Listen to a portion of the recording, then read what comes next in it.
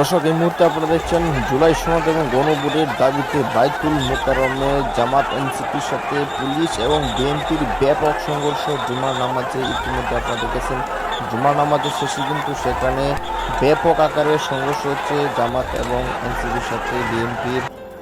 দর্শক, দেখতে থাকুন সম্পূর্ণ ভিডিওটি।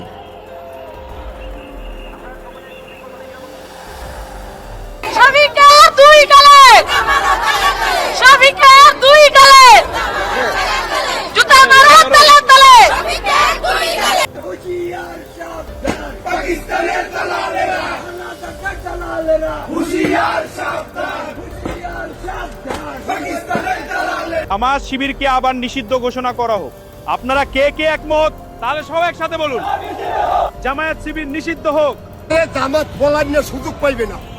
সাধারণ পাবলিক রাস্তায় বাইরে, সাধারণ পাবলিক রাস্তায় নামাইয়া এই জামাত এনসিপি গোল তোলাই। সম্মানিত দর্শক, জুমার নামাজের পরেই বিএনপি এবং জামাতের ভয়ঙ্কর তাণ্ডব শুরু হয়ে গিয়েছে। ইতিমধ্যে কিন্তু জামাত এবং বিএনপির সংঘর্ষে রণক্ষেত্রে পরিণত হয়েছে। দর্শক, জামাতের আমির এবং এনসিপির নেতা সার্জিস আলম, হাসান আব্দুল্লাহ, নাহিদ ইসলামের উপর ভয়ঙ্কর হামলা চালাচ্ছেন বিএনপির নেতা কর্মীরা। দর্শক, বাইতুল মোকাররমের সামনে যে সংঘর্ষ শুরু হয়েছে সেখানে কিন্তু রণক্ষেত্র পরিণত হয়েছে। দর্শক, চলুন ভিডিওতে আমরা দেখে আসি বর্তমানে বাইতুল মোকাররমের সামনের পরিস্থিতি এবং বিএনপির সাথে জামাতের যে সংঘর্ষ, সেই সংঘর্ষকে কেন্দ্র করে কতজন আহত হয়েছেন। দর্শক, ভিডিওটি অবশ্যই শুরু থেকে শেষ পর্যন্ত দেখবেন।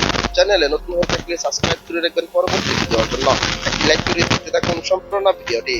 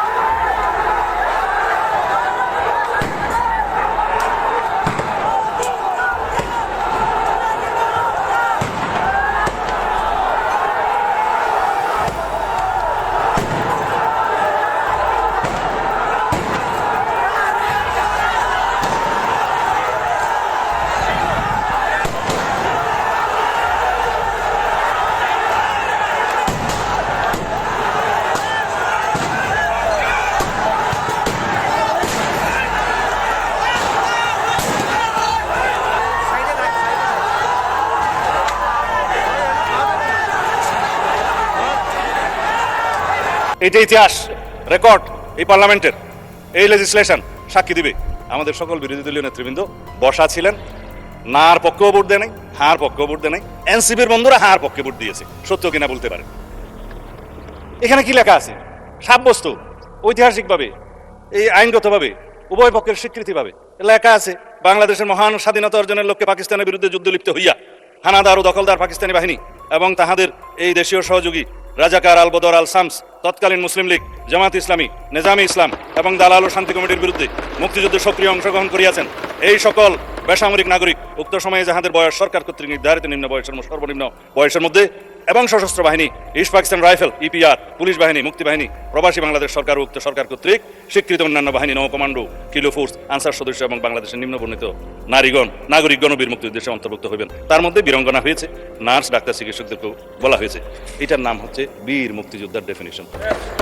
ইতিহাস সাব্যস্ত হয়ে গিয়েছে, সম্মত হয়েছে। এটা নিয়ে যেন আর কখনো বিতর্ক আমরা না করি জাতীয়ভাবে, এই অনুরোধ থাকলো। বিভক্তি আর চাই না, স্বীকৃত দলিল। মুক্তিযুদ্ধের ডেফিনিশনে কি বলা হয়েছে? 1971 খ্রিস্টাব্দের 26 মার্চ থেকে 16 ডিসেম্বর পর্যন্ত একটি স্বাধীন গণতান্ত্রিক রাষ্ট্র হিসেবে বাংলাদেশের জনগণের জন্য সাম্য, মানবিক মর্যাদা ও সামাজিক ন্যায় বিচার প্রতিষ্ঠার আকাঙ্ক্ষায় হানাদার ও দখলদার পাকিস্তানি সশস্ত্র বাহিনী এবং তাহাদের সহযোগী রাজাকার আল বদর আল শামস, তৎকালীন মুসলিম লীগ, জামাত ইসলামী, নেজাম ইসলাম এবং দালাল ও শান্তি কমিটির বিরুদ্ধে পরিচালিত যুদ্ধ, যাহার নাম মুক্তিযুদ্ধ, সাব্যস্ত হয়ে গিয়েছে। ফেলে দিলাম মাননীয় স্পিকার, আর কখনো কথা বলার প্রয়োজন নাই। এখন বাংলাদেশের ইতিহাস নিয়ে যদি আমি কথা বলি 1971 থেকে 2026 পর্যন্ত, এগুলো অনেক কথা ঘাটাঘাটনি হবে। অনুরোধ করেছেন আমরা যেন ওইদিকে না যাই। আমি বিস্তারিতভাবে বলবো না, সম্মত হয়েছি। কিছু কথা রেকর্ডে না রাখলেই নয়। সেজন্য মাননীয় স্পিকার, আমি কি এখানে কাউকে জাতীয় বেঈমান বলতে পারি? এটা অসাংবিধানিক হবে। হ্যাঁ, ঠিক আছে, আমি তাহলে আওয়ামী লীগকে জাতীয় বেঈমান বললাম না 1986 সালে। এবং তাদের যে সহযোগী হিসাবে, সহযোদ্ধা বা হামসফর হিসাবে ইলেকশনে যারা গিয়েছিল, তাদেরকে আমি কিছু বলতে চাই, এটাও আমার বলা ছিল। এখন আসি মাননীয় স্পিকার, এই সংসদে কথা বলবো বলে ইমোশনাল একটু বক্তৃতা দেই। কতকাল অপেক্ষা করেছি। আমার ক্ষেত্রে সেটা 19 বছর, আপনার ক্ষেত্রে কত বছর জানেন? 19 বছরই হবে। মাঝখানে এই সময়গুলোর মধ্যে কত পানি গড়িয়ে গেছে মাননীয় স্পিকার, কত সংগ্রাম, কত ত্যাগ, কত রক্তদান, গুম, খুন।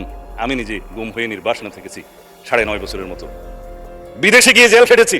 আজকে এগুলো নিয়ে আন্ডারমাইনিং করে যারা করে, তারা কেউ কেউ বিদেশে বসে করে, কেউ দেশীয় দোসররা করে। করে কি কারণে? আমাদের ডেমোক্রেটিক স্ট্রাগলটাকে যারা আন্ডারমাইনিং করার চেষ্টা করে, তারা বাংলাদেশের এই ছাত্র গণ অভ্যুত্থানের ইতিহাসকেও হয়তো একদিন কলঙ্কিত করবে। এককভাবে কেউ কোনো সংগ্রামে জয়ী হয় নাই। 2024-এর ছাত্র গণ অভ্যুত্থানের ভিত্তি সোপান একদিনে নির্মিত হয় নাই। আমরা জানি এই গণতান্ত্রিক সংগ্রামে আমরা বলা হয় যে মুক্তির মন্দিরে সোপানতলে কত প্রাণ হলো বলিদান লেখা আছে অশ্রু জলে। তারপরে কি আছে মাননীয় স্পিকার? যারা স্বর্গগত তারা আজও জানে যে স্বর্গ থেকে প্রিয় মাতৃভূমি। সম্মানিত দর্শক, আশা করি সকলে পুরো ভিডিওটি দেখলেন। এই ভিডিও সম্পর্কে অবশ্যই আপনাদের মতামত ভিডিওর কমেন্ট বক্সে লিখে জানাবেন। দর্শক, এই ধরনের প্রতিনিয়ত আপডেট ভিডিওগুলো সবার আগে পেতে অবশ্যই চ্যানেলটিকে সাবস্ক্রাইব করে পাশে থাকা বেল বাটনটি অন করে রাখবেন পরবর্তী ভিডিওগুলো সবার আগে পাওয়ার জন্য।